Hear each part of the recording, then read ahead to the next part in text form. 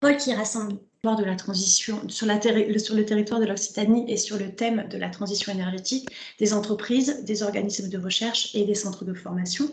Et donc nous rassemblons plus de 155 adhérents et nous vous accompagnons sur les projets sur vos projets de recherche et développement. Depuis l'émergence, on communique sur les appels à projets qui sont ouverts, on organise des sessions comme aujourd'hui où on essaie de faire naître des collaborations et il y en aura d'autres. Voilà, on organise aussi des webinaires pour expliquer les différents dispositifs de financement de l'innovation. On vous accompagne à qualifier vos projets avec nos chargés de projet qui sont sur tout le territoire, Montpellier, Perpignan et Toulouse. On vous aide au montage parce qu'on essaye de vous donner notre expertise, notre connaissance des différents jurys auxquels on participe pour vous aider à proposer et à proposer au financement le projet le plus abouti.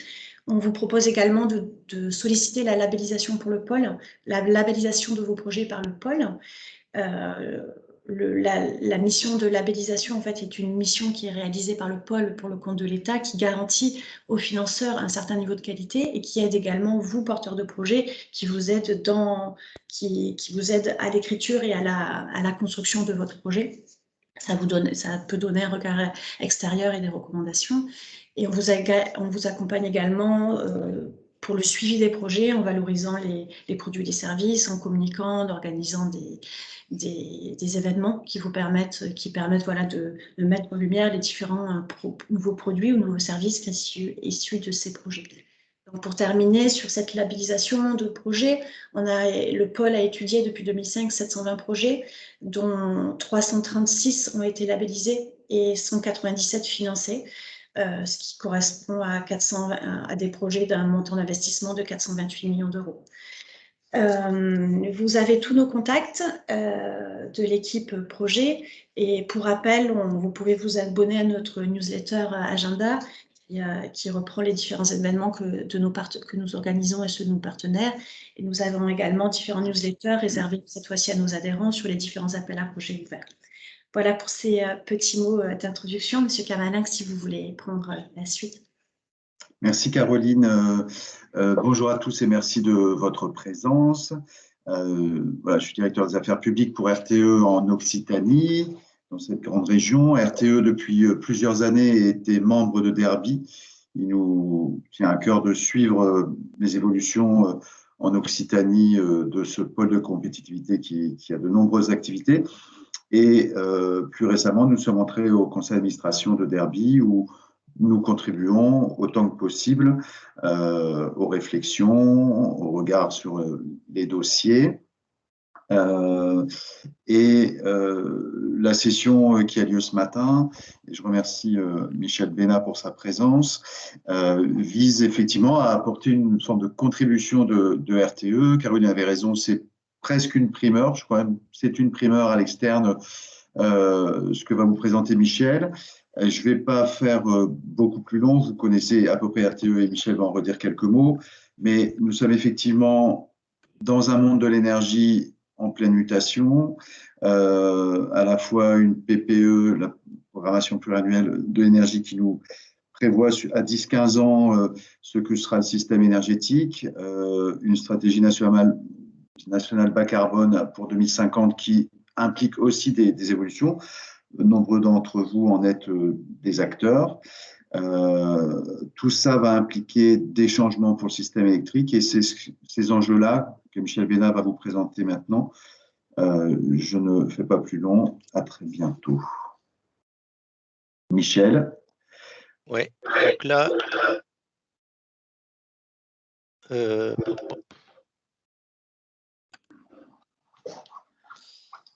vais revenir au début quand même.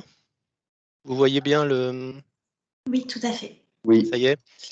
Donc, alors là, c'est en diaporama, c'est bon? Parce que je suis... Oui, c'est en diaporama. C'est bon, oui, très bien. bien. Parfait.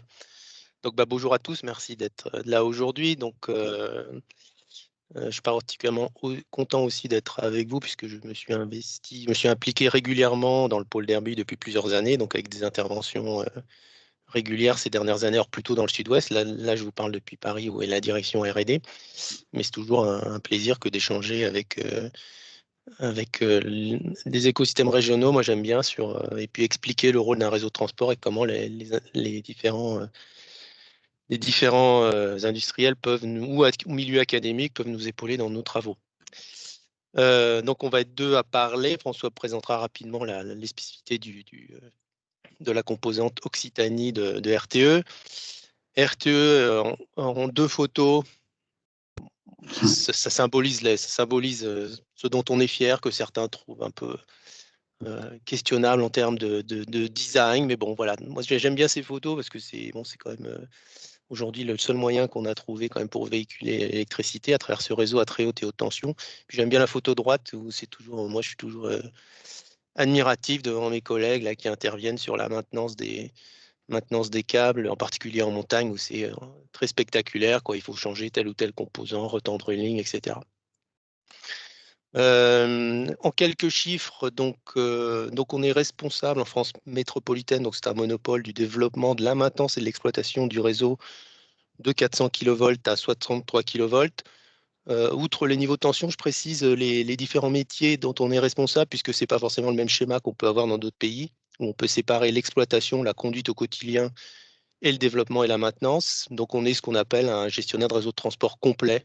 On disait lourd dans le passé, complet c'est quand même un peu plus joli, mais on intègre donc en notre sein l'ensemble de ces métiers et on verra que par la suite, au niveau de la R&D, ça a une incidence puisque en termes de recherche-développement, on devra se préoccuper des nouvelles méthodologies de développement de réseau, de maintenance, donc de gestion des actifs et puis de l'exploitation, de la conduite au quotidien.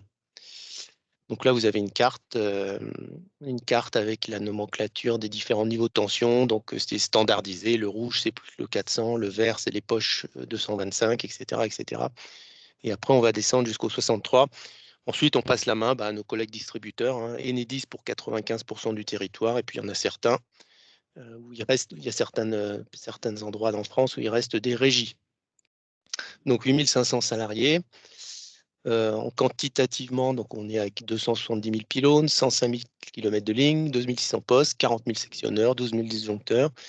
Et le point aussi important, c'est 47 interconnexions, puisqu'on est responsable du développement et aussi de la maintenance des interconnexions avec nos pays voisins, que ce soit l'Espagne, l'Italie, la Suisse, l'Allemagne, la Belgique ou l'Angleterre, pour le moment. En termes d'exploitation, donc on a ce qu'on appelle 8 centres de contrôle. C'est pas forcément aussi connu que nos actifs et nos pylônes, mais donc on a 8 dispatching, 8 centres de contrôle, 8 tours de contrôle répartis sur l'ensemble du territoire aujourd'hui. Donc il y en a pour l'Occitanie, donc le centre de contrôle régional se trouve à Toulouse. Et on signale, bon maintenant ça devient anecdotique puisqu'on ne pense pas qu'on aura la même chose dans le futur, mais qu'on a une consommation en pointe de 102 gigawatts en février 2012, donc consommation jamais égalée, tant mieux depuis. Aujourd'hui, les années récentes, on tourne plutôt autour de 90 000 gigawatts. Donc, ce qui donne une idée au niveau de la consommation d'électricité, les pointes de consommation en France, avec plutôt une stagnation de la consommation ces dernières années, globalement. D'autres chiffres, donc, pour situer ce qu'on investit, donc 800 millions d'euros par an pour la maintenance et le renouvellement. Et 1,3 milliard pour CAPEX pour le développement, le réseau et le SI. Donc, c'est des chiffres au jour d'aujourd'hui, mais qui devront monter dans les années qui viennent. D'où l'intérêt d'ailleurs d'avoir une R&D qui peuvent trouver des leviers qui permettent d'optimiser au mieux l'augmentation de ces budgets avec ce qu'on appelle des murs de renouvellement sur la maintenance du réseau et puis des planifications de renforcement au réseau pour les ENR ou autres qui s'élève à, on l'a annoncé dans un schéma décennal de développement de réseau l'année dernière, donc on va dépenser à peu près 35 milliards d'euros d'ici à 2035. François va vous montrer le réseau régional. Bon, ce qui est intéressant, c'est de voir qu'on fait le grand écart RTE, c'est-à-dire qu'on est à la fois dans l'infra-régional où on doit alimenter l'ensemble de la plaque Occitanie, par exemple. Et puis, de l'autre côté, on se doit de développer, renforcer l'ensemble des interconnexions avec les pays voisins. Donc, ça, c'est la construction du marché de l'électricité en Europe. Donc là, vous voyez, vous pourrez le regarder en détail, mais en gros, on a distingué 4 paquets aujourd'hui d'interconnexions déjà entérinés. Donc, le paquet 0, c'est le noir, ce qui est déjà Ce qui est déjà ou décidé ou bientôt en exploitation, donc c'est le renforcement avec la Grande-Bretagne, avec l'Italie. On a un paquet 1 qui a déjà été décidé, qui est en cours d'étude. Donc pour vous, typiquement, vous avez peut-être entendu parler du projet Golfe de Gascogne qui passera par l'océan, qui rejoindra, qui passera de la Nouvelle-Aquitaine de mémoire, hein, à l'Espagne. Donc c'est un projet compliqué, donc avec des phases d'études importantes. Puis après, on a des paquets plus prospectifs. Et vous noterez en particulier, mais récemment, on a eu un point avec l'Irlande, la plus grande ligne là, qui se ferait, Celtic Interconnector, une ligne de 400 km sous-marine qui se ferait entre la France et l'Irlande. Donc ça, c'était pour vous dire que certes, on a aussi ce travail au niveau du renforcement de la sécurisation des réseaux régionaux, et puis on a aussi cette vision européenne, avec une capacité d'échange multipliée par 2 en 2035. Ce qui est important, puisque comme vous le savez, aujourd'hui, je mentionnais les 102 gigawatts de pointe en consommation. Aujourd'hui, on n'est pas capable d'assurer tout seul en France métropolitaine la satisfaction de ces 102 gigawatts. Donc on compte aujourd'hui 10 gigawatts d'import des pays voisins en cas de besoin, mais donc ça sera pour être multiplié aux horizons 2035.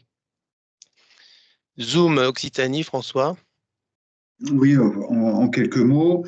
Là, sur le graphique n'apparaît pas le réseau 63 000. Hein, il y a uniquement le réseau 400 000, donc en rouge, et le réseau 225 000 en vert.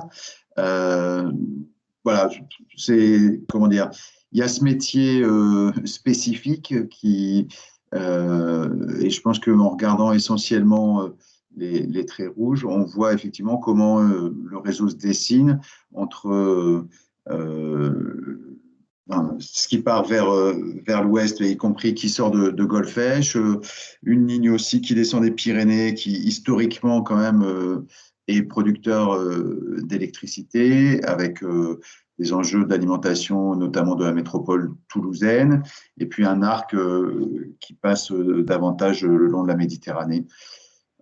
Voilà, enfin, j'en dis pas plus, tout ça est très particulier. Et dans une seconde diapo, simplement la répartition de l'effectif de RTE. Alors, la délégation de RTE, c'est le Grand Sud-Ouest, en fait, c'est Nouvelle-Aquitaine plus Occitanie. Nous sommes à la maille 7 en France. C'est vers 7 grandes régions. Et donc, bon, l'essentiel de nos effectifs sont à Toulouse, avec le développement ingénierie, le dispatching, exploitation, c'est-à-dire le pilotage du réseau. Et partout ailleurs, vous avez ce qu'on appelle des GMR, des groupes de maintenance réseau. Donc, ce sont les personnes qui interviennent pour la maintenance, les réparations sur le réseau. Et quand ce sont des tout petits effectifs, ça s'appelle chez nous des groupements de postes. Voilà, ce sont les hommes et les femmes au plus proche du terrain pour pouvoir intervenir le plus rapidement possible. Voilà. Ok, merci. Donc, j'enchaîne maintenant sur la direction R&D, donc direction, comme je l'ai dit, qui, pour le moment, en tout cas, se trouve à Paris, à la Défense. Donc, on travaille sur les innovations du système électrique de demain. On a une autre casquette au-delà de définir des solutions de demain, c'est mettre notre expertise système au service des autres entités de RTE. Et un point, mais qui est important puisqu'il est transverse à l'ensemble d'entreprises et qui peut avoir des impacts quand même sur les solutions qu'on aura à choisir demain, on coordonne les actions de normalisation de l'entreprise. Donc on a 5 programmes de recherche que je vais détailler après. On bénéficie d'un budget de 37 millions d'euros par an. Alors sanctuarisé, c'est-à-dire qu'on a la chance en France d'avoir la Commission de régulation de l'énergie qui nous alloue 37 millions d'euros par an et qui demande à ce que ce soit exclusivement utilisé pour de la R&D. Donc, ce n'est pas 37 millions d'euros qui peuvent être détournés, entre guillemets, par l'entreprise pour faire autre chose. Elle valide le fait que 37 millions d'euros sont donnés au réseau de transport. Elle considère que la R&D est importante pour les opérateurs de réseau. Et donc, après, dans ce cadre-là, on est amené, nous, à lui présenter un programme de travail sur les années qui viennent. La commission de régulation fait la même chose pour les gros distributeurs. Donc ça, c'est important. Ça veut dire qu'on a quand même une visibilité sur notre budget sur les 4 ans qui viennent. Donc ça dure maintenant depuis à peu près une dizaine d'années. Et donc il y a une légère augmentation de période tarifaire en période tarifaire, mais quand même ça sécurise la manière dont on va pouvoir conduire nos activités. La direction en tant que telle fait à peu près 90 à 100 personnes, direction R&D, mais évidemment, on va pouvoir s'appuyer pour certaines actions sur d'autres entités de l'entreprise. Par exemple, on va avoir des spécialistes du matériel qui ne sont pas forcément au sein de la direction proprement dite, et on va pouvoir s'appuyer sur eux dans le cadre d'actions de recherche et développement. Donc finalement, c'est autour de 200 contributeurs internes de l'entreprise qui vont travailler à temps plein ou à temps partiel sur des activités de R&D. Le thème du jour, c'est quand même le partenariat, donc j'en profite parce que l'idée aussi, c'est de tendre la main aujourd'hui pour savoir, compte tenu des sujets que je vais évoquer, s'il y a possibilité de faire monter des consortiums, des projets, des démonstrateurs ou des expérimentations ensemble sur tel et tel sujet. Là, c'est une cartographie à date des partenariats qu'on a aujourd'hui. Alors, quand je dis partenariat, ça peut être aussi contrat avec une université, contrat avec un fournisseur, donc c'est relativement large avec une dimension à gauche nationale. Une dimension européenne, notamment beaucoup universitaire. Probablement qu'on travaille beaucoup avec les universités européennes. Une dimension internationale avec à travers notamment les États-Unis et le Canada. Et puis en bas, vous avez alors, les gros industriels très connus à droite. Et puis ce qu'on a appelé les jeunes pousses, donc des plus petites entreprises avec qui on a pu travailler pour monter des offres innovantes. En termes de R&D européenne, donc RTE est la plus grosse unité de recherche et développement en Europe. Donc à ce titre-là, nous, on se targue de monter au moins un ou deux, de répondre à au moins un ou deux calls par an européen. Donc on parlait d'Horizon 2020 et autres. Donc on est soit en lien avec les opérateurs, on monte des offres, puisque c'est forcément des offres multi-pays, avec les opérateurs de gauche. Donc on en a cité un certain nombre, donc des opérateurs, notamment l'espagnol, que vous connaissez peut-être mieux. Et puis, donc là, au milieu, vous avez la liste des projets qu'on a pu faire. Donc, la plupart sont finis, mais il y en a encore qui sont en cours, hein, dont Osmose, un projet sur l'optimisation du mix de flexibilité dans l'Europe demain avec beaucoup de NR, ou d'autres sur les systèmes cyberphysiques. Donc, on a au moins toujours deux projets en cours, et ça peut être, puisqu'on est dans une optique là, peut-être de trouver des liens avec vous, dans un consortium, on sait le coût de montage d'une proposition de projet sans préjuger déjà d'être retenu ou non. Déjà, le coût de montage d'un projet est lourd, donc nous, on a les moyens de faire ça. Ça peut être l'occasion d'associer certains d'entre vous dans l'offre, auquel vous pourrez être accroché à un work package français, par exemple.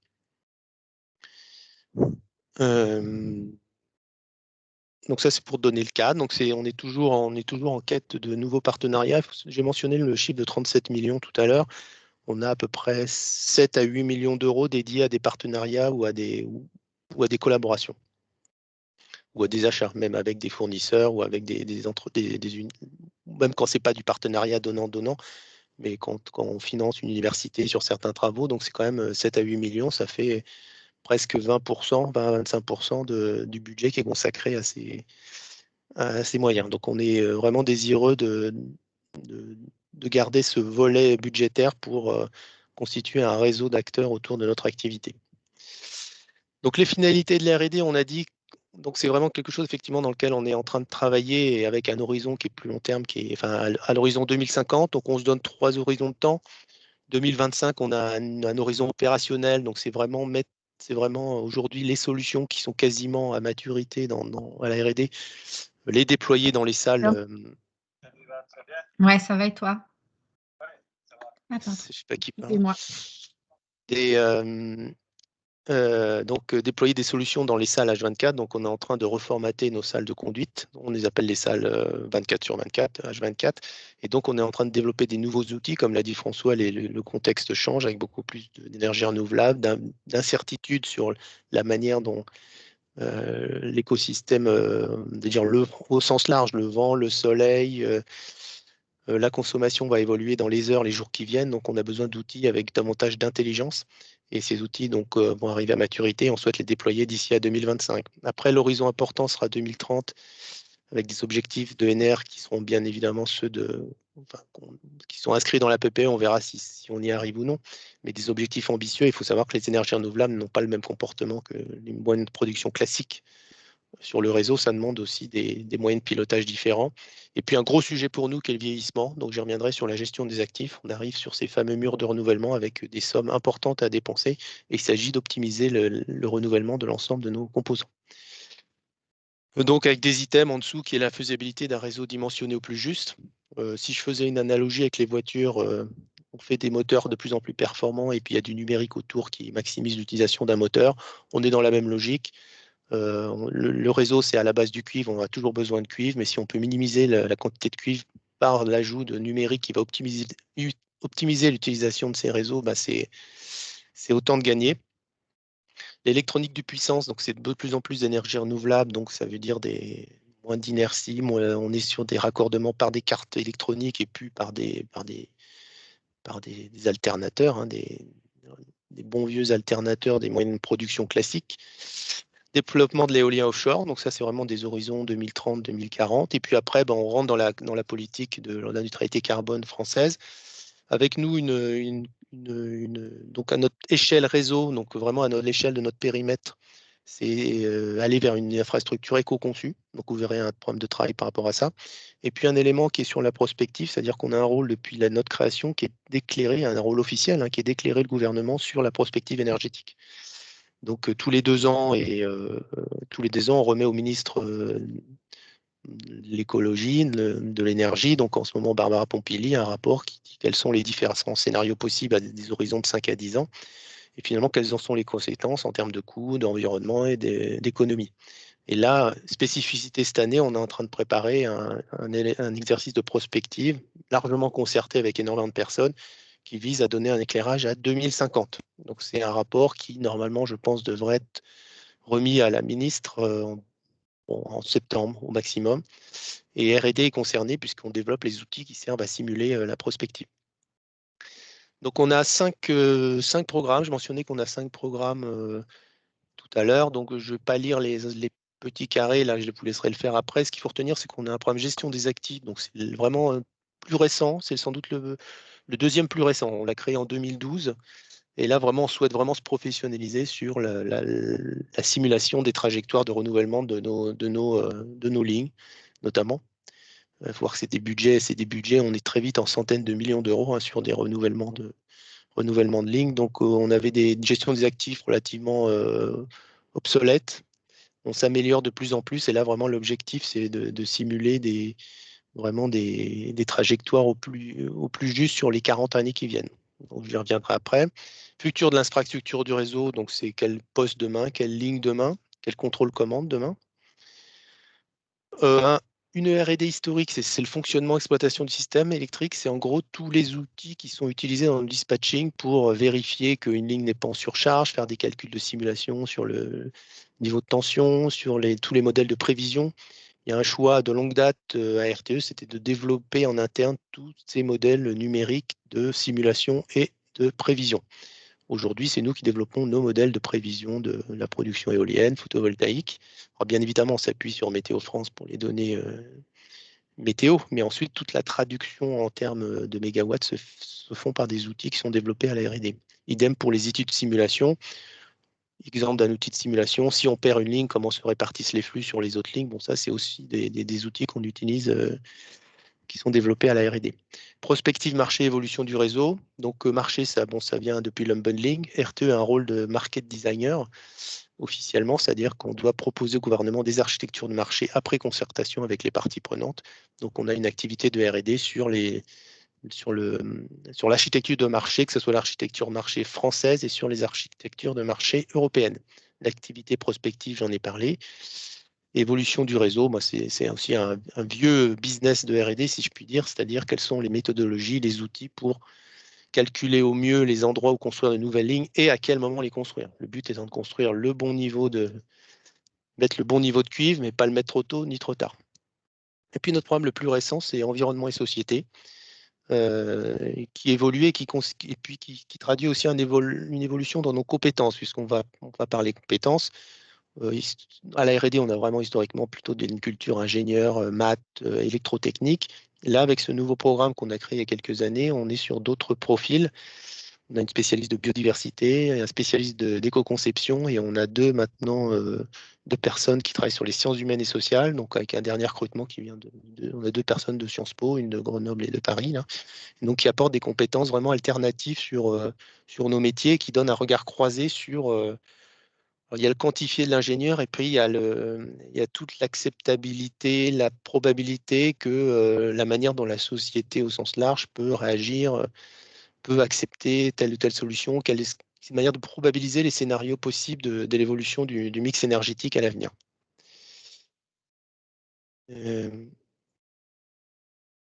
Ah.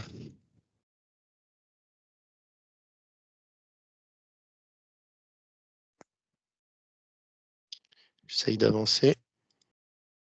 Voilà, donc proportion des moyens selon les programmes, donc relativement équilibré avec effectivement un plus petit programme environnement et société, puisque c'est une activité qui est en croissance. Et donc, comme je l'ai dit, on négocie avec la commission de régulation notre budget sur 4 ans. Donc là, c'est le budget sur 2021-2024 et on est à 135 millions d'euros. Des exemples de produits, donc on a une plateforme sur la gestion des actifs qui s'appelle Mona, qu'on est en train de développer avec une entreprise de Lyon qui s'appelle Cosmotech. À côté, vous avez typiquement quelque chose qui nous intéresse de plus en plus, c'est la carte corrosivité de la France, puisqu'on remarque quand même que les comportements de nos matériels sont différents selon qu'on est sur un front de mer ou au milieu de la France. Donc, c'est des choses un peu évidentes, mais qu'on n'utilisait pas jusqu'à présent et qu'on ne simulisait pas, qu'on ne modélisait pas. Et on voit quand même qu'il maintenant, il est important d'être fin dans la manière, dans le lieu où sont utilisés les équipements, comment ils sont utilisés, avoir une carte d'identité pour chaque matériel et puis en déduire vraiment la manière dont ils vont se comporter à l'avenir. Donc, on passe d'une logique standardisée sur tous les matériels à une logique individualisée. Là, vous avez un exemple de poste sans SF6, vous savez, ce gaz dans les postes sous enveloppe métallique, mais qui est extrêmement nocif pour l'atmosphère. Donc, on essaye de trouver des alternatives pour ces postes avec des gaz beaucoup moins nocifs.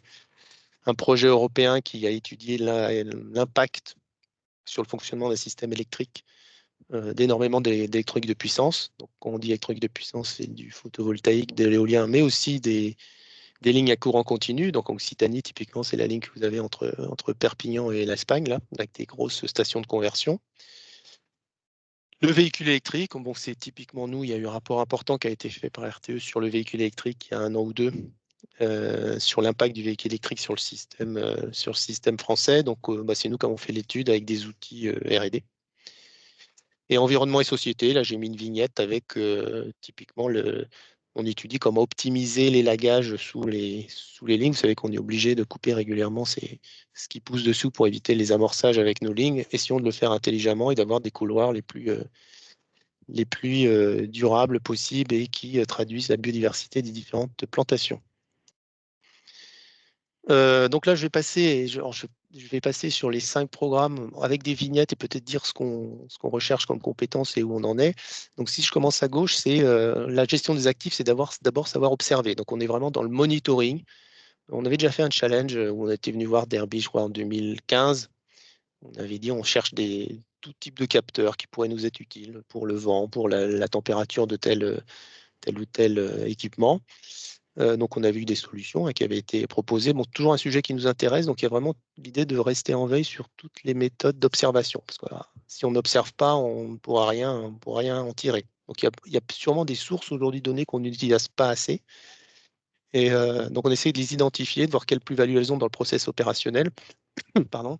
Et puis, donc, ça veut dire un capteur qui est capable de transmettre une donnée. Et ce n'est pas forcément un capteur qui a été fait dans le cadre de l'énergie. On est ouvert vraiment à toutes les propositions. En bas à gauche, c'est expérimenter, modéliser pour prédire le comportement des ouvrages. Donc ça, c'est une action qui est nouvelle sur laquelle on travaille depuis un certain temps, c'est comment vieillit une ligne. Est-ce qu'on est capable de modéliser le vieillissement d'une ligne? Quels sont les éléments critiques sur l'ensemble de nos réseaux? Est-ce que c'est vraiment toujours le câble en tant que tel? Est-ce que c'est pas ce qui va permettre de le relier au pylône, etc. Donc il y a besoin vraiment de prédire le comportement des ouvrages et ces lois de vieillissement, donc qui demandent vraiment des compétences vraiment en mécanique fine, qu'on va introduire dans nos modèles. Et là, si j'enchaîne sur le bas à droite, Une fois qu'on a des observations, qu'on a des modèles de prédiction, ben, on peut mettre tout ça dans une plateforme où on va modéliser à la fois l'ensemble de nos actifs, l'ensemble de la manière dont ils vieillissent, l'ensemble de nos budgets, l'ensemble de nos équipes, pour en déduire une trajectoire sur 40 ans qui nous dira dans quel ordre prendre les choses. Et c'est-à-dire ne plus dire si si on a une ligne de type A, eh ben, on va intervenir sur toutes les lignes de type A partout en France, mais c'est vraiment étudier comment utiliser la ligne A où elle se trouve en France, et puis on va y voir comment une approche beaucoup plus fine, individualisée des équipements, ce qui n'est pas neutre compte tenu des centaines de millions que je mentionnais, qu'on devra étaler dans les années qui viennent. Puis il y a un thème en haut à droite qui nous intéresse toujours, c'est l'imagerie. Donc on a développé beaucoup les drones, des diri drones. Après, sur la partie observation, on a des travaux en cours, mais qui ne sont pas encore complètement concluants. C'est-à-dire qu'on est capable de mettre des caméras qui vont essayer de repérer déjà les câbles, savoir qu'il y a des câbles, en déduire des tracés. Et puis après, là, vraiment, l'idée pour nous, ça serait à terme, à travers les films qui sont pris, les photos, d'avoir une utilisation automatique des photos qui seront prises. Donc là, on va retomber sur des compétences d'intelligence artificielle. Donc on a beaucoup de fiabilistes dans tous ces problèmes-là et de l'intelligence artificielle. Ce n'est pas nous qui développons les outils sur le numérique. En revanche, être capable de donner le cahier des charges pour ce qu'on en attend, ça c'est un point important. Donc voilà sur ce premier programme qui est un des plus importants en termes de gains potentiels. Donc c'est vraiment, on en a mis sur les 4 ans qui viennent, par rapport à notre nouveau programme de R&D, c'est vraiment, on a mis un enjeu majeur de R&D, mais globalement d'entreprise, puisque c'était validé par notre nouveau président, d'en faire un axe majeur, puisqu'à la clé, il y a énormément d'argent à gagner. Sur les futurs de l'infrastructure du réseau, on est sur on va recouper l'ensemble des types d'actifs qu'on a sur notre système. Donc en haut à gauche, vous avez les liaisons. Quelles liaisons demain? Est-ce qu'on peut encore avoir améliorer les liaisons en cours par certains dispositifs, une meilleure utilisation des lignes existantes, donc avec des dispositifs qui vont modifier artificiellement, entre guillemets, l'impédance sur les lignes. On travaille beaucoup sur les liaisons sous-marines, comme vous savez, on est en charge du raccordement des futurs parcs offshore, donc ce qui nous conduit quand même à avoir des études différentes sur des câbles dynamiques, la manière dont elles vont interagir avec le milieu marin. La supraconductivité, c'est quelque chose qu'on a mis en berne pour le moment, mais ça pourrait revenir à l'avenir. En haut à droite, on travaille aussi sur les postes. Alors, on essaye de voir jusqu'à quel point on peut avoir des postes éco-conçus. Donc là, c'est un sujet largement ouvert. On avait essayé de tenter de faire un cahier des charges assez exigeant l'année dernière, mais on n'avait pas trouvé d'industriels intéressés. Peut-être qu'on avait mis des normes trop dures, mais donc on cherche toujours à faire en sorte d'avoir des postes plus numérisés, plus intelligents, donc notamment avec davantage de logiciels au sein de ces postes. Donc c'est là où on parle de cyberphysique. C'est le petit nom qu'on dit au fait que les postes ne sont pas juste des lieux des hubs avec des capteurs, mais c'est des lieux aussi où il y aura un traitement de données. Donc ça, c'est quelque chose qui est vraiment en cours et au cœur de notre système électrique de demain avec des automates décentralisés. Donc c'est des postes intelligents, alors qu'on appelle maintenant postes de nouvelle génération. En bas à gauche, il y a vraiment l'enjeu du courant à continu. Donc je parlais tout à l'heure, vous aviez vu sur la carte les interconnexions, donc il y a France-Espagne qui était le deuxième après France-Angleterre, il y a France-Italie, peut-être Golfe de Gascogne. On sent qu'on va aller de plus en plus vers du développement du réseau à courant continu. Alors là, on est on teste déjà, on exploite déjà du point à point, mais peut-être demain, en mer du Nord ou autre, on aura des grands réseaux à courant continu. Et aujourd'hui, on n'a pas de modèle, on n'a pas la possibilité de tester en grande échelle ce que ça peut donner. Donc, on travaille dans des projets européens pour se préparer à l'exploitation multi-terminaux, multi-opérateurs, multi-industriels, multi-pays d'un réseau à courant continu. Donc ça, c'est un volet important. Et on a un autre volet qui est peut-être, est-ce que le courant continu va aussi revenir dans le cadre, il y a plein de choses qui fonctionnent en courant continu aujourd'hui sur le réseau classique. Est-ce que le courant continu va revenir à la mode, enfin à la mode, où elle sera opportun d'un point de vue technico-économique? Ça, c'est aussi quelque chose qui nous questionne. Donc bien évidemment, là, on est vraiment dans l'aspect du cahier des charges, puisqu'on n'a plus de labo RTE, donc on n'a pas de labo de test. Il y a nulle part où on teste des choses, donc on se repose aujourd'hui sur les industriels et on vient, nous, avec des performances attendues. Et puis, en bas, c'est tout ce qui va toucher au sens large sur la manière dont les énergies renouvelables peuvent, ou le courant continu, via les stations de conversion, peuvent impacter les plans de défense, les plans de protection de nos postes. Aujourd'hui, ils sont réglés de telle manière à couper les défauts, à assurer la défense du système électrique, éviter les blackouts par rapport à certaines manières d'exploiter le système.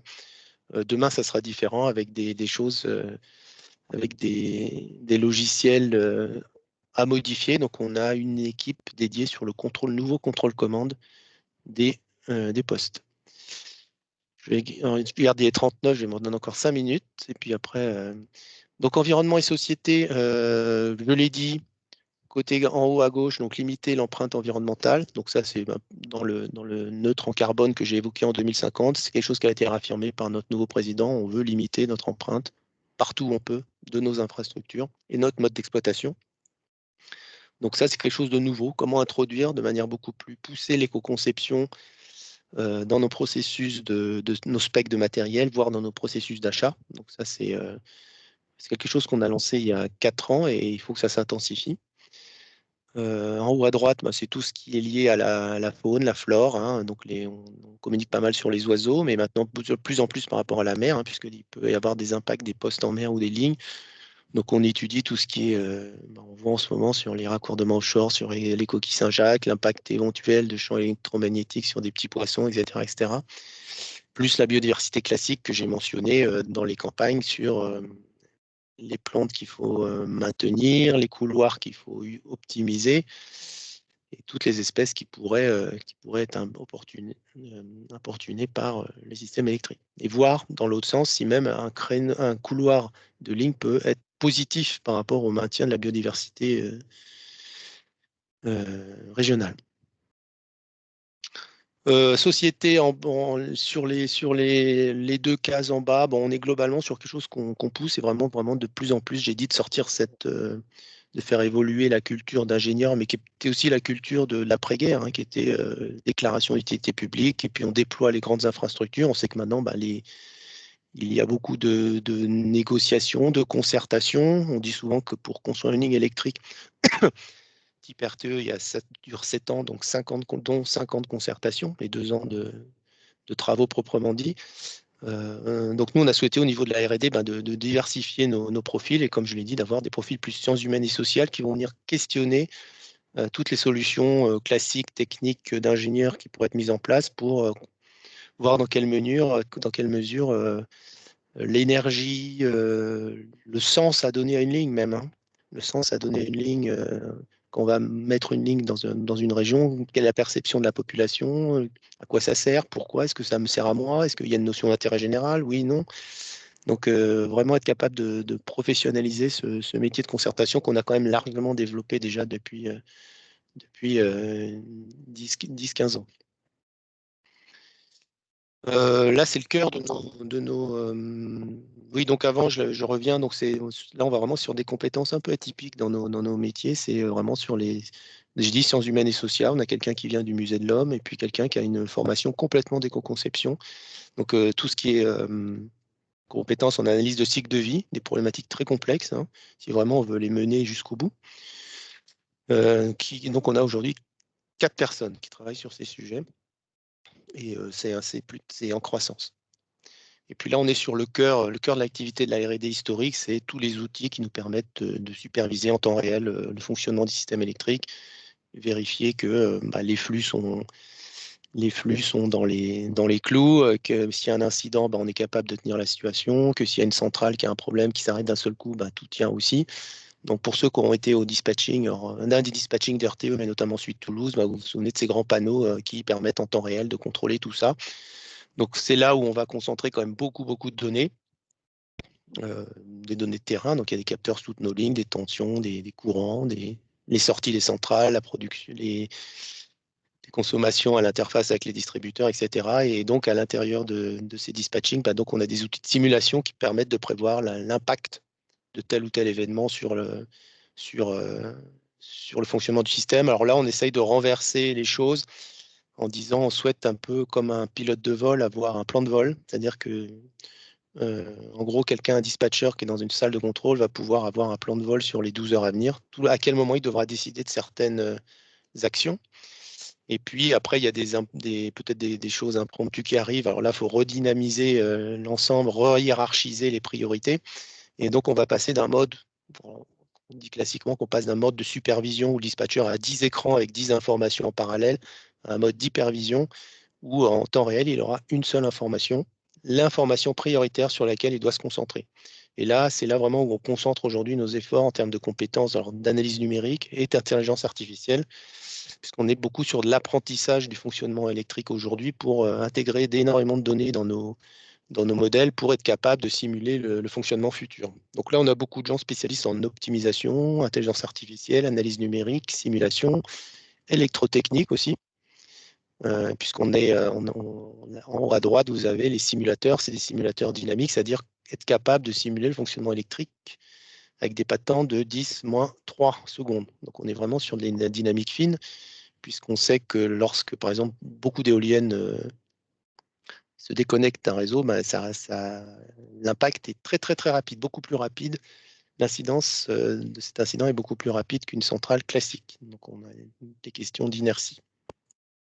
Puis en bas, quelque chose qui est important pour nous, c'est la notion de décentralisation de l'intelligence. Donc on veut doter aujourd'hui des centaines de postes, voire des milliers de postes électriques RTE d'intelligence. Comme vous le voyez dans la petite carte en bas à droite, l'idée c'est de ne plus complètement centraliser l'information dans des centres nationaux, mais de dire qu'il y a des grands cadres d'optimisation qui sont fixés par le centre national, des consignes qui sont données sur des régions, des bulles, là, comme vous le voyez. Et puis après, au niveau de ces bulles, de ces cercles, les décisions elles sont prises localement. C'est-à-dire qu'on a donc c'est le projet qu'on appelle NASA, les nouveaux automates de zone adaptatifs. Donc une zone, c'est un ensemble de postes, une dizaine de postes. Et puis donc là, on va avoir des données qui vont être récupérées localement, analysées par un algorithme particulier qu'on développe au sein de la R&D, qui permettra d'optimiser la gestion localement. Et on croit beaucoup à cette idée finalement de décentralisation de l'intelligence, c'est le fameux edge computing, comme on l'appelle, et qui permettra d'utiliser au mieux localement les ressources disponibles de flexibilité, que ce soit du stockage, que ce soit de l'écrêtement de production éolienne, de l'effacement, etc., etc. Et puis le dernier programme, comme ça j'aurais fini, j'aurais pris une demi-heure. Donc c'est quelque chose, donc je l'ai dit, le marché, bon, je ne sais pas si ça vous intéresse, mais c'est une activité, on a quand même 3-4 personnes qui travaillent sur ces sujets. Quid du développement et du format des marchés électriques en France, du marché européen, puisqu'on va vers une convergence des mécaniques de marché. Hein. On est très poussé, je l'ai dit, par Bruxelles pour aller vers des mécanismes communs à l'échelle européenne, faire en sorte aujourd'hui que si on a besoin qu'en gros, il y a quasiment une neutralité de la nationalité de la production par rapport à un besoin et qu'il y ait une fluidité totale des mécanismes en Europe. Ça, c'est quelque chose qui se fait progressivement. Et toute la difficulté, c'est de construire un marché européen qui tienne compte des limites intrinsèques des lignes électriques. Et on n'aura jamais une plaque de cuivre. Donc, il y aura toujours ces contraintes, entre guillemets, de lignes électriques qui font qu'on ne peut pas faire transiter n'importe quoi vers n'importe où. Et donc, c'est cette problématique d'équilibre offre-demande et de réseau qui est un grand sujet pour nous. Et faire en sorte que on se retrouve avec nos collègues européens sur des visions différentes. En bas, donc, on a le développement de réseau, donc quels nouveaux outils de développement, avec beaucoup d'incertitudes sur la localisation de la production, notamment renouvelable à l'horizon de 2050. Donc le but, c'est d'éviter des coûts échoués. Et donc, il faut vraiment avoir une logique de multiscénarios divers et variés avec différentes localisations pour vraiment être sûr que lorsqu'on construit une ligne, il y aura quelque chose au bout, hein, pour faire court, et voir à quel rythme y aller progressivement et faire en sorte que le réseau qu'on construit aujourd'hui, ça va quasiment correspondre à un invariant qui sera toujours utilisé en 2050, quel que soit le schéma de production qu'on pourra avoir, alors en France bien évidemment, mais vraiment on raisonne maintenant au niveau européen. J'ai mentionné le fait, si on fait la ligne d'interconnexion entre la France et l'Irlande, avec tous les éoliens qu'il va y avoir en Irlande, ça modifie quand même largement les flux sur la métropole française. Donc ça, c'est de plus en plus, on raisonne sur des outils et des méthodologies et des études au niveau européen. On ne développe plus tout seul. On ne décrète pas le développement en 2050 uniquement à l'échelle franco-française, mais à l'échelle européenne. Et puis pour finir, donc en haut à gauche, on a un rôle, comme je l'ai dit, qui s'étend petit à petit. Et on commence à avoir de la compétence sur pas seulement l'électricité, mais tout ce qui va naviguer autour. Je pense notamment à l'hydrogène. On est impliqué dans un démonstrateur de Power to Gas à Jupitermie, la Fosse-sur-Mer, donc avec GRT Gaz et Terega. Donc là où on va tester toutes ces technologies, donc c'est moins après nous l'aspect technologique qui nous intéresse que la valeur que ça pourra apporter au système électrique. Puisque là, comme je l'ai dit, on va devoir remettre un rapport à Barbara Pompili en septembre. Bon, ça va explorer des tas de scénarios différents, depuis plus ou moins de nucléaire à plus ou moins de NR, à un scénario hydrogène plus à hydrogène normal. On a essayé de construire 8 scénarios, je crois, qui sont déjà accessibles sur Internet. Je crois que oui. Avec l'ensemble des parties prenantes, on a des groupes de travail très larges que vous connaissez peut-être, auxquels vous participez peut-être, qui permettent d'être sûr que dans les scénarios qu'on va simuler pour 2050, et tout le monde s'y retrouve en termes de monde des possibles. Donc il y a aussi après des variantes de consommation, plus ou moins de sobriété, etc. etc. Donc si j'en parle, c'est qu'on a au moins 3 personnes qui travaillent sur ces études aujourd'hui et les outils utilisés pour simuler le fonctionnement du système de demain sont aussi développés à la R&D. Ils sont d'ailleurs en open source, donc accessibles à tout le monde. Voilà. Je sais que c'est très rapide, mais j'ai essayé de couvrir tous ces sujets. Merci beaucoup, Monsieur Mena, pour cette présentation. Même si elle est rapide, elle est quand même assez détaillée sur les axes et ça permet d'apercevoir les compétences et les enjeux, les thèmes de recherche. Donc, on va passer à la partie questions. N'hésitez pas à lever la main, en fait, ou à poser des questions dans l'outil chat.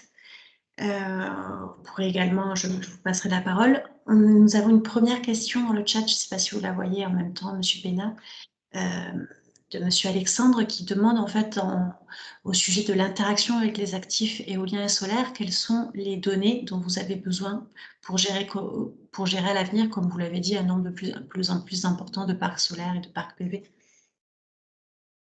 Attendez, je la vois pas dans le. Du coup, si vous m'avez entendu, c'est une question sur quelles données en fait RTE a besoin pour travailler, enfin pour anticiper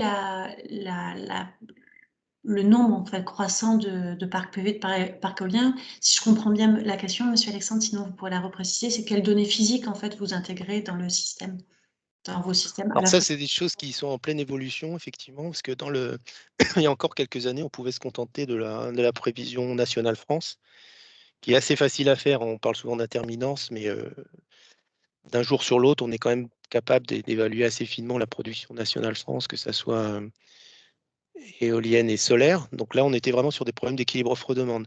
De plus en plus, comme on va aller vers un dimensionnement plus juste des réseaux, on va devoir tenir compte aussi de la localisation de la production. Donc ça, on est en train de développer, alors je ne suis pas le spécialiste, mais je pourrais vous mettre en relation avec les personnes qui travaillent vraiment sur de la prévision locale aujourd'hui d'énergie. Alors je ne sais pas à quelle maille on va aujourd'hui. En gros, on n'a pas de capteur, hein. Il y a plein d'endroits où il n'y a pas de capteur, donc tu es plutôt dans de l'évaluation.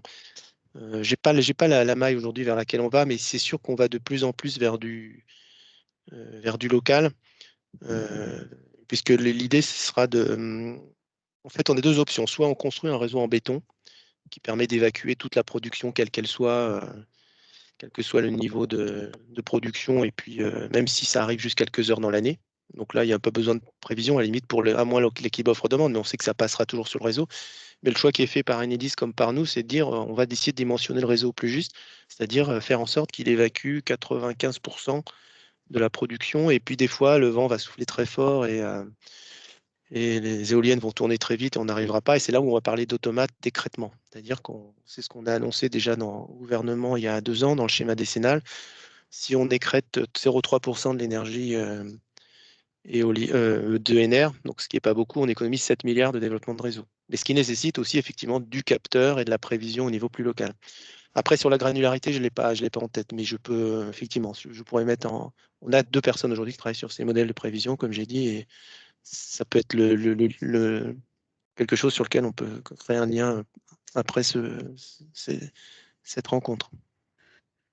Oui, ma question, c'est Monsieur Alexandre. Ma Ouais, question, c'était ça, c'est-à-dire que, enfin, moi, je suis NJ Green plus ouais. particulièrement. Et donc, nous aussi, on fait de la prédiction pour plein de raisons, pour l'exploitation maintenance aussi de nos centrales, prévoir les opérations un peu comme vous, finalement, hein. Bon, voilà, pas la même échelle. Mais en tout cas, vis-à-vis du RTE, la question, c'était cette prévision, nous, on l'a fait déjà.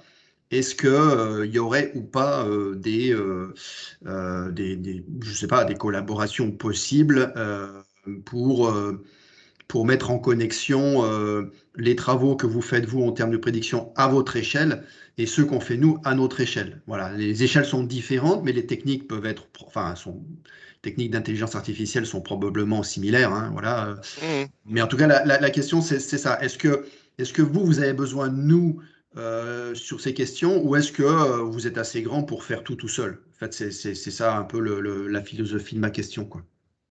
Nous, on regarde parce qu'on sait effectivement, on avait fait même un challenge sur l'IA il y a 2 ans, qui était assez étonnant parce qu'il y a des gens qui connaissent rien du domaine qui étaient capables en un mois de nous sortir des modèles qui étaient assez bluffants, juste en analysant le passé. Non, on travaille, enfin, on aurait besoin, oui, on travaille déjà avec d'autres. Il y a les données d'une part, puis après les modèles, hein, des mélanges de prédicteurs et autres. Alors, je ne suis pas spécialiste de tout ça, mais on sait qu'il y a des modèles qui sont plus adaptés à certains niveaux, d'autres qui sont. Alors, je vois RuniWatt, on était en contact dans le passé aussi, oui. Euh, je ne sais pas où ils en sont en fait en termes d'accumulation, même d'apprentissage. Si on a des données locales, ça permet aussi aux modèles d'apprendre pour les modèles de prévision. Je peux vous mettre en contact après avec le spécialiste. Moi, je ne sais pas où on en est là à l'instant T. Merci. D'accord. Merci. Merci, Monsieur Bénin. Il y a du coup 2 autres personnes qui ont levé la main et j'ai également une question écrite. Il y a une question écrite sur la gestion des compétences, sur le fait que si vous aviez des axes de recherche sur la mutation en fait, des profils que vous aurez à recruter, sur le fait que les investissements, évolution technologique vont nécessiter des recrutements ou des montées en compétences pour assurer les phases essentielles de maintenance installation. Et du coup, c'est ce que vous travaillez sur cette gestion de l'évolution des compétences. Oui, à l'évolution. Alors, les technologies, comme j'ai dit, nous, on n'a pas vocation à développer des nouvelles technologies. Ça, c'est vraiment les industriels. On ne remplace pas ABB, GE ou autre. En revanche, ça reste quand même toujours le tour sur l'électrotechnique. En revanche, on doit toujours être capable de faire un bon cahier des charges et d'évaluer les performances de ces équipements. Alors, si on parle plutôt en termes d'évolution, comme je l'ai dit, on est plutôt dans une phase où on fait monter les sciences humaines et sociales, donc ce qui est quand même une évolution importante par rapport à ce qu'on a connu il y a encore 10 ans. L'intelligence artificielle, donc ça c'est vraiment quelque chose sur lequel on a monté maintenant une équipe, on doit avoir au moins 5-6 personnes. Donc des compétences plutôt disciplinaires, sachant que historiquement on avait toujours cette compétence optimisation, analyse numérique. Ça a toujours été au cœur de notre activité, hein, cette capacité à faire des modèles de simulation. Et puis, je l'ai dit, les compétences nouvelles sont tournées aussi autour de l'éco-conception, analyse de cycle de vie. Après, ça reste, je dirais, après, ça reste quand même, il n'y a pas d'évolution sur la technologie, ça reste quand même de l'électrotechnique. Après, l'électrotechnique qui change, l'électrotechnique de puissance, c'est un peu différent, mais en gros, on a toujours quand même des recrutements qui se font dans des écoles d'ingénieurs généralistes. Et après, sur le tas, ils se spécialisent, certains plutôt dans la partie techno, d'autres dans la partie stabilité. Donc, on est plus sur vraiment d'autres métiers. D'accord. Merci beaucoup. Vous nous direz si ça a répondu à votre question. J'ai Monsieur Alasmi Ibrahim qui a levé la main. Par contre, je ne vois pas si vous pouvez Oui, juste dire de quelle structure vous êtes. bonjour, c'est Brahim Alasmi, donc doctorant à l'École normale supérieure. On entend parler beaucoup récemment des réseaux multi-énergie, donc le couplage entre différents vecteurs énergétiques. Et ma question, c'est est-ce que chez vous, c'est quelque chose que vous envisagez sur les années à venir, moyen, long terme? Et sinon, quels sont les acteurs avec qui, comment vous imaginez cette interaction avec, par exemple, le réseau de chaleur pour avoir une meilleure flexibilité à moindre coût? Merci. Mhm. Alors j'en profite d'ailleurs à dire, j'ai pas précisé, mais on a toujours 15 thésards en base, notre direction, donc on est toujours friand d'avoir des doctorants, donc ça peut être, bon, je dis ça à tout hasard, mais c'est vrai qu'on est, on est toujours soucieux d'avoir 15 thésards.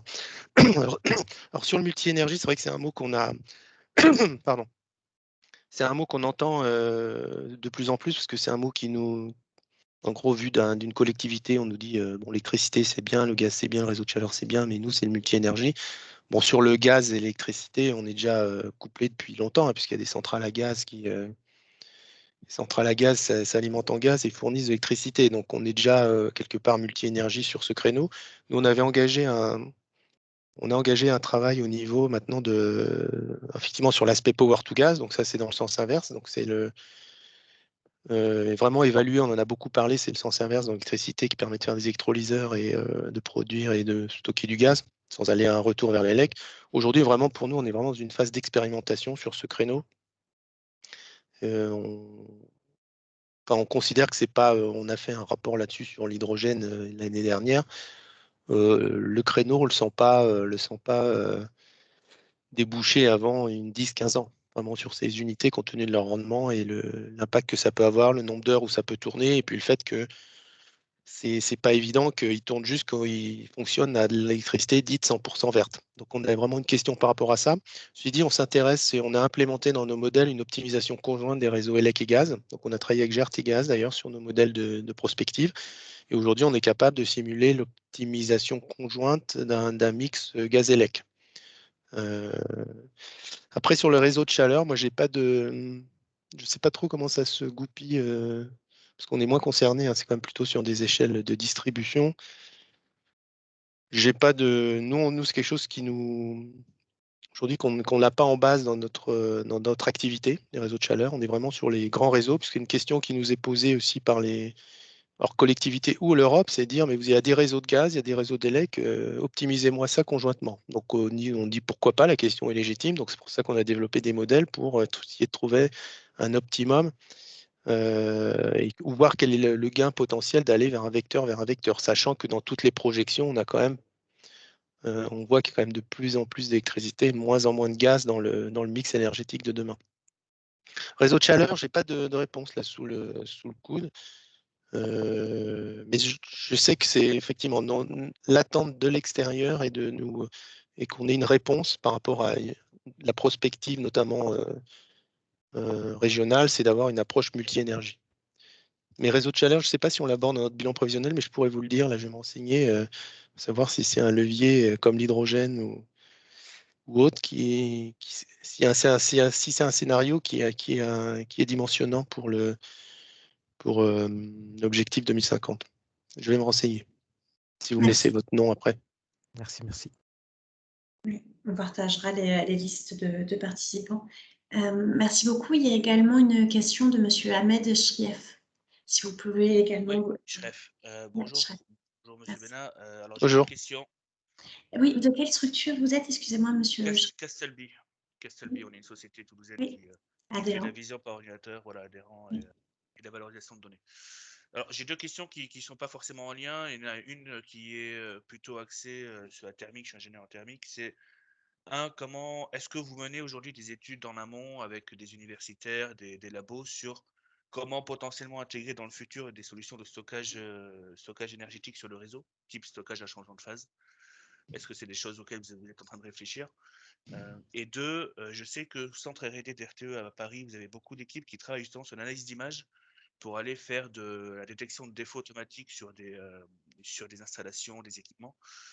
Est-ce que c'est des sujets sur lesquels vous pouvez être en recherche de partenaires spécialisés sur Toulouse, ou l'Occitanie de manière générale? Oui, alors sur la première question sur le stockage, donc nous, on n'a pas vocation à être propriétaire de moyens de stockage. D'accord. Donc, nous, la manière dont on va fonctionner, c'est de dire, on construit un réseau, on va avoir besoin de flexibilité à certains endroits sur le réseau.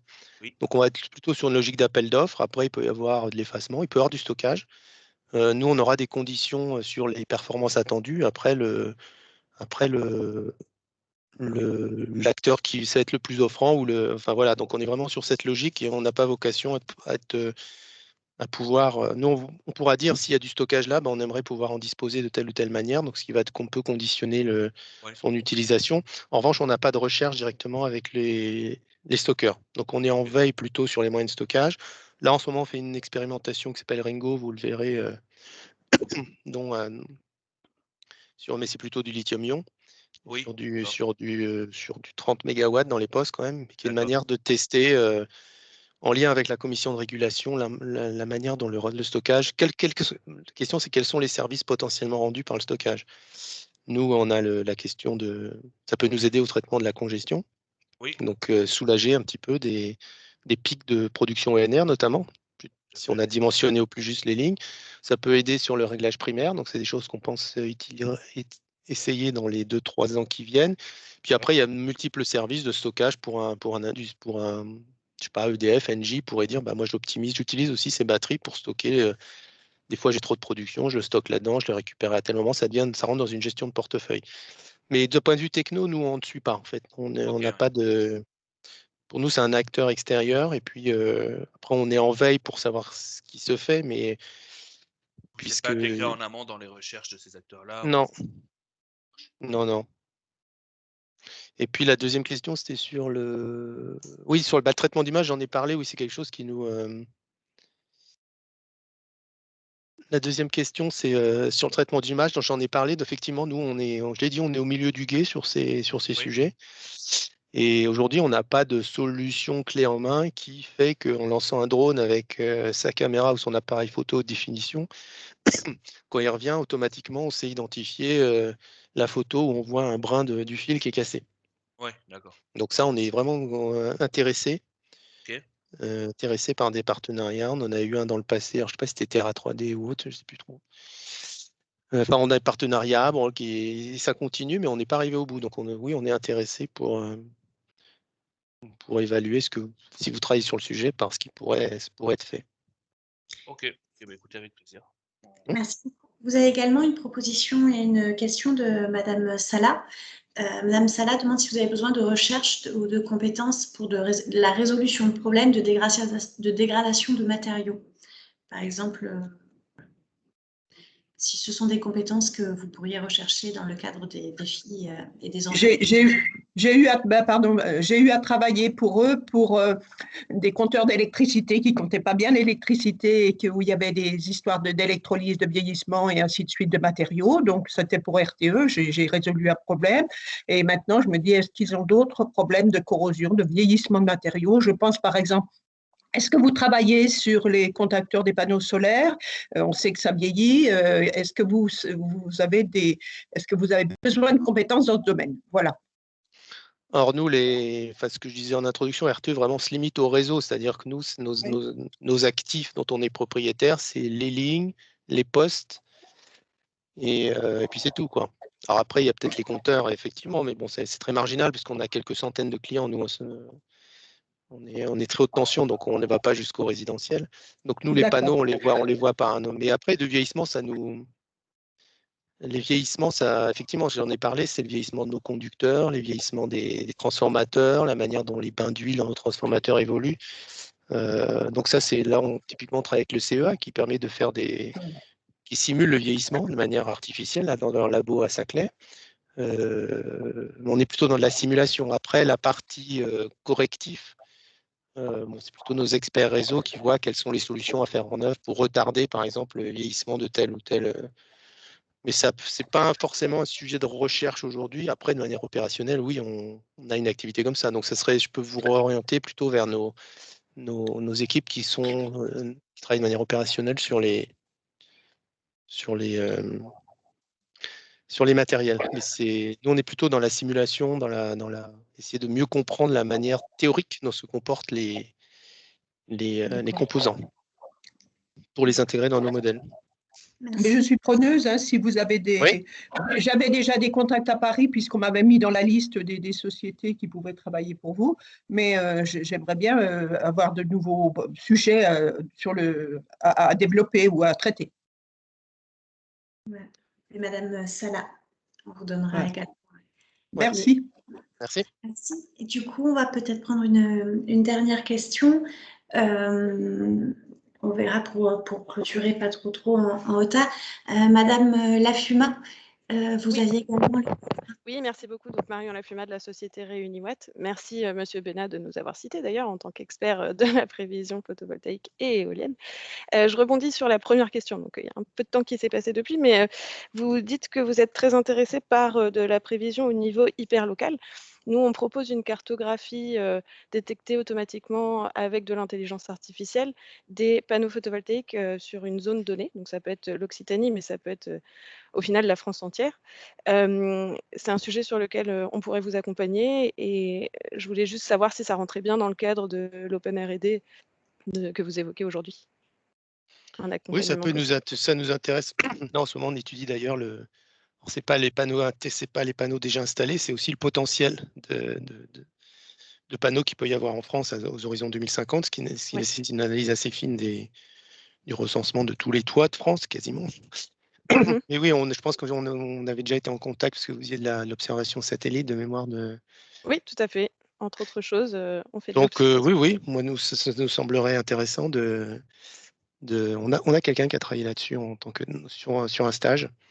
Oui. Je ne sais pas si ça ne doit pas être avec vous, donc je ne sais pas comment il s'y est pris, mais effectivement, la manière de repérer les toits, après la manière dont ils étaient orientés, etc., pour en déduire, nous, ce qui nous intéresse après, c'est la fonction de transfert, effectivement, entre la surface en mètres carrés, l'orientation, et puis les mégawatts effectivement produits.